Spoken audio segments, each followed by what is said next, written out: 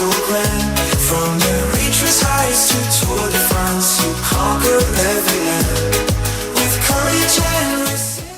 سلام كم تكونوا كبرات تقطعتلتي CM إكسترا شو لتوزينا سبورت حزنا لكم قريبنا لنا لمكتت لكم بخبرن قدم مبل 84 حتى توردي لاكسمبرغ قال اي مدرغو روزا زيمو ناي كلتا معك انزلو زور تقدمتي كاب جان كليستر كساب شيفلان غزرغحنا 155 كيلومتر رحقتا تقاليلهم نتقلتشن 13 متر براخ زنبرو اب ساعه 41.996 قلطافه تمزغيبو دنماركاوي مادس إيدرسن ناي كلب ليدي تريك نوددر بسس ساعتن 41.27 كاليتن غزي قداي كوينو خاطن قول تقدمي تጉጅله نبينو دحرو مزازم حصال زرغص ኤርትራዊ አባል ክለብ ሊዲ ትሬክ አማኑኤል ገብረ እግዚአብሔር ካ መበል 86 ተርታ ተቀሚጡ ንብጫ ናይ ግዜ ማልያት ያብዛ መድረኽ በጊዜ ከይተበልጸ ከላይ ኮይኑ ዛዘመ ኔዘርላንዳዊ አባል አልፔስን ቴክኒክ ማቴዮ ቫንደርፑል ብ7 ሰዓትን 27.69 ካልኢትን ጊዜ አርሓ ኮይኑ ጌና ብዝባኖ ያውፃን 10 ካልኢት ተበለጸ ፈረንሳዊ ክሪስቶፍ ራፖርተ ድማ ቪዝ ማሌስ ኤባይ ካልአይ ኮይኑ ይኽጥሎ አብዛ ልብስኻ ኤርትራዊ አማኑኤል ገብረ እግዚአብሔር 1 ደቂቃን 16 ካልኢትን ጊዜ ድሕሩ መበል 79 ተርታ ሒዙ ይርከብ ንቀጠልያ ማልያ ኔዘርላንዳዊ ማቴዮ ቫንደርፑል ብ36 ነጥብ ተወሳኺ መርሓ ፈረንሳዊ ክሪስቶፍ ራፖርተ ብ27 ነጥብ ካልአይ ኮይኑ ተሎ عودنا كلاي مدرخ دنماركاو مارس بيدرسن دما ب20 نطبي ساي درجه يركب لانبس عقبه بتوهب مالها نيزرلانداوي بيبجين ريندر نيك ب24 نطبي ايطالياو ماتيا بايسن لاكسمبرغ او الكساندر كيسن بحفش 15 نطبي بليصو نابسا ساي مدرخ كاتيو نناي من سيكا نرويجاوي ايدار اندرسن ناي كلب اون اكس موبايليتي ب7 ساعات 27 دقيقه 54 كاليتين غزي اب قميت كوينو يقلصا قال اي ايطالياوي انتونو تيبيري سالسايكا جو بارين زالو ابزكل تكساب حجست زور لاكسمبرغ نيزرلانداو كلب فيز ماليس بايك ب22 ساعتن 45 كاليتن قداميت كوينا تقط كال ايتي ايطالياويت كلب بوليتي كوميتا سالسيت يونايتد إيراب ماراتس قداموت سست كوينن يطمامتا ናይ 5 معلታት عمر زلو زور لاكسمبرغ 20 مسكرم تقرر انتكاب روسبورت كساب ديكريت كايدو ناي 201.3 كيلومتر ودر كقصليو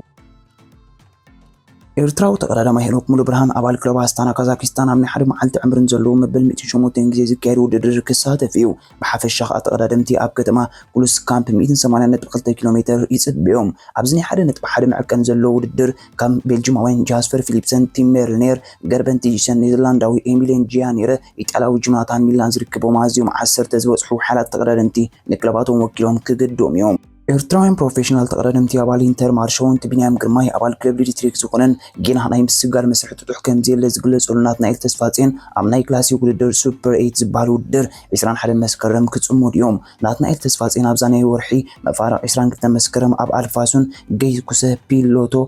ኦምሊፕ ቫን ሄ ሆተላንድ ከምኡ ከዓ ምሳግራይት ጋንታ ብሽክለታ ኣብ ጎን ቢንያም ዳዊት ካልኦትን ጎባል ኤርትራውያን ክርአዩ ናይ ክላሲክ ውድድር ሱፐር 8 ካብ ብራከል ተበጊሱ ኣብ ሃክ ትእዛዝ 197.6 ኪሎሜትር ሸፈነ ኮይኑ ክቀርብ እዩ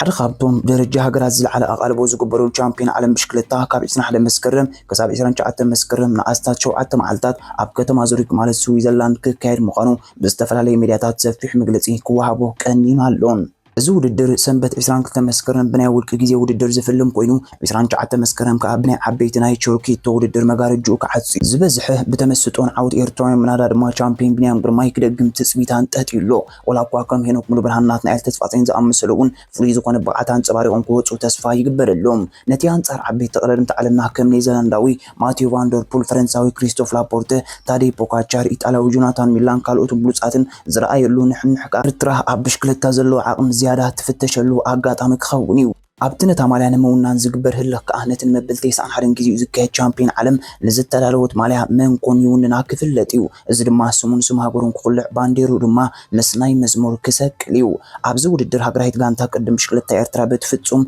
ንዝበዝሕ መገሻታት ብሒትዎ ዝርከባ ስልጣኒ ኣቶ ሳምሶም ሰሎሞን መዘንኦም ሲያሴልን ናት ዓሌት ንውድድር ከተካይድያ ሃገራዊት ጋንታ ኤርትራ ኣብ ናይ ደቂ ተባዕትዮ ናይ ዓበይቲ ብ6 ተቀዳደምቲ ኣብ ናይ ትሕቲ 23 ዓመት ብ5 ተቀዳደምቲ ኣብ ጁኒየር ብ2 ተቀዳደምቲ ኣብ ናይ ደቂ ኣንስትዮ ከዓ بحنت قداميت كتوكل يا بزمسرت كا بينيام غرماي انوك ملو برهان ناتنا التسفاصين امانيل قبر እግዚአብሔር መትከል ኢዮብ ዳዊት የማንን እቶም ናብናይ ዓበይቲ ዝርከቡ ወዮም አምናይ ትሕቲ 36 ዓመት ካ ናሆም ዘርአይ አኽሊሉ አረፋይነ ያፌት ሙልጌታ መዋእል ግርማይ ዓወት አማን ከተክቱቶም ያ አምናይ ጁኒየር ኤፍሬም ዘረጋብር መዋእል ግርማይ ተመሪጾም ዘሎ እዮም አምናይ ደቂ አንስትዮ ካ ክሳነት ወልደ ሚካኤል ናብቲ ዝዓበየ ውድድር ተመክሮ ክትቀስመሉ ተበጊሳ ዘላ ኣብዚ ከይተጠቕሰ ክሕለፍ ዘይግብኦ እንተሃሊ ግን ወላኳ ብዙሕ ክትዓብ ጉዳይ ኣሰልጣኒ ይልዓል እንተሎ كساب حجيجن اتهاجراو فدريشن ملاش كيبلو يكعل بزمداي دما ካልኦት አሰልጠንቲ ናይ ማዕረ ዕድላት ረኺቦም ዕቤት ከርእዩ ኩሉ ዝምንየው እቲ ምንታይ ዝኾነ ውድድር ኣብ ሓደ ዓላም መልማል ተሓፂሩ እንክተርፍ ዘምፅኦ ለውጢ መቸም ኩላትና ንዕዘቦ ዘለና እዩ ከምቲ ኣብ ዝተፈላለየ ሚድያት ተጠቕሰ ከም ኣሰልጣኒ ክለብ ደንደን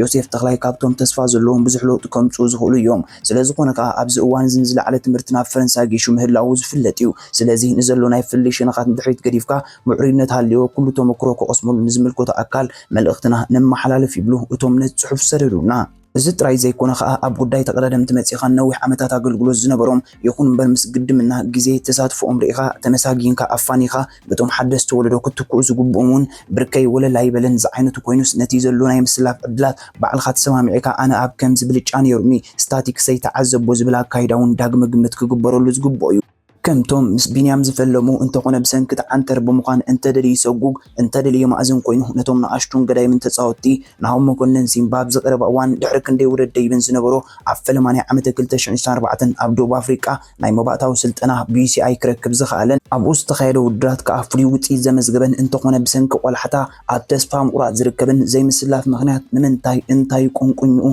ኢልካ ምስተሓትት መልሲ የብሉን እዚ ጥራይ ከኣክል ኣብ ዝሓለፈ እዋናት ማለት ጴጥሮስ መንግስት ኣብ ቱርካዊት ክለብ ኢስታንቡል ቢዩክሴር ዝርከብ ካብቶም ብኣሰልጣን ሳምሶም ሰሎሞን ናግራይት ጋንታ ወኪሎም ተጓዒዞም ዘለዉ ዝፈልዩ እንታይ እዩ ዝብል ሕቶ ክለዓል መቸም ንቡር እዩ ከም ዝፍለጥ እዚ ምልምል መንእሰይ ኣብ 2018 ናግራይት ጋንታ ኤርትራ ወኪሉ ኣብ ፈረንሳ ተራእዩስ ብድሕሪኡ ከምዑን ቅስጠፍን ግሪም ተቀዳዳማይ ብሽክሌት ናትናኤል ብርሃነን ንተውብኡን ክእለቱን ርኡ ምስ ጋንትኡ ብምዝራብ ኣብ ሕቑፊኡ ከእትዎ ዝለዓለ እጃም ብምግባር ከዓ ሩፍታ ዕረፍቲ ንምንታይ ስለምንታይ ዝብል ስቅያቱ መኸተምታ ምርካቡ እውን ይግል ለጽዩ ብዘይ ካዚ ሚልኪያስ ማእከለ ኣክሽ ካብቶም ናይዚ እዋን ናይ ዳንኤል ተኽለሃይማኖት ዝመሳሰል ቁመና ዘለዎን ኣብ ቻምፒዮን ኣፍሪቃ ናይ ዝዓመት ዝደመቐንከ መሰሎም ኣይሕለወሎም ዶ ክበሃል እውን ይከኣል እዩ ስፖርት ሃገርና ካብ ግዜ ናብ ግዜ ክዓብን ክድልድልን ፍረ ክርከቦን እንተኮይኑ ዝህሉ መዕቅኒታት ክፍለጥን ንምርጫ ዝግበር ኣገባብ ክፍለጥ ይግባእ ንኹሉ ብማዕረ ጠሜትካ ተጻሊእኒ ተባኢስኒ ምሳይ ከይድኒ ዝብል ናይ ጉጅለ ካይዳ ቶባ ድሕሪ ደጊም ብምባልዮም ነዚ ዝሰዱልና ጉዱሳት ኣፍቀርቲ ብሽክለታ ካብ ውሽጢ ሃገር ገሊፆም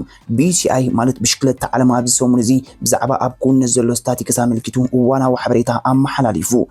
ብደረጃ ኣፍሪቃ ኤርትራውያን ፕሮፌሽናላት ተቀዳደምቲ ቢንያም ግርማይን ሄኖክ ሙሉ ብርሃንን ናይ 3180 ከምኡን 581 ነጥቢ ምእካብ ይቁልሱ ኣለዉ ኤርትራ ብደረጃ ኣፍሪቃን ንኣልጀርያን ማውሪሽስን በሊፃ 5600 ነጥቢ ኣኪባ ጌና ክብራ ዓቂባ ትጓዓዝ ሞሪሻዊ ብራያን ሴንት ብ557.6 ነጥቢ ሳልሳይ ክኸውን እንከሎ ኣብዚ እዋን እዚ ናይ እስጳኛዊት ክለብ ቡርጎስ BH ምግዓዙ ፍሊጡ ዘሎ መርሃዊ ቅዱስ ብ549 ነጥቢ ሳልሳይ ክርክብ እንከሎ ናትናኤል ተስፋጽዮን ናይ ድልትሬ ከዓ ብ463 ነጥቢ 5 መትከል እዩ ብ314 ነጥቢ መበል 10 ያኽሊሉ ዓረፋይነ መበል 16 ዳዊት የማነ መበል 17 ናትናኤል ብርሃነ ከዓ ብ143 ነጥቢ ኣብ መበል 27 ኣሎ ናሆም ዘርኣይ ብ121 ነጥቢ መበል 32 ሚልኪያስ ማእከለ መበል 50 ኣማኑኤል ገብረ እግዚአብሔር መበል 56 መዋእል ግርማይ መበል 72 ጴጥሮስ መንግስት መበል 82 ሜሮን መኮነን መበል 135 ካብቶም ኣብ ዘርዝሩ ሲኣይ ዝርከቡ ቢንያም ግርማይ ብ3180 ነጥቢ ኣብ ደረጃ ዓለም መበል 11 ደረጃ ክሕዝ ከሎ ኤርትራ ከዓ ብ5600 ነጥቢ መበል 16 ተርታ ኣላ